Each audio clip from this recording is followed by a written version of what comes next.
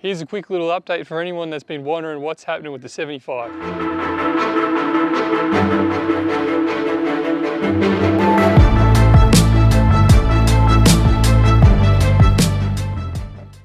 As you can see, the 75 is looking pretty sad. I've taken the flares off and put the tub for sale, and I've started stripping down the engine bay to pull out the 12HT, which did have water in the intake manifold. So I'm just going to pull it out, tear it all down, do sort of a semi-rebuild, make sure everything's all good and get it running again. And that's all I'm sure for now. Things might change, but that's the plan.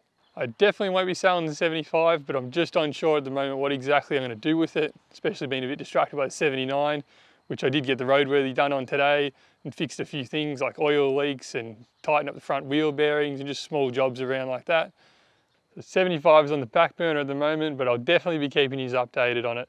So thanks for watching, and I'll see you next time.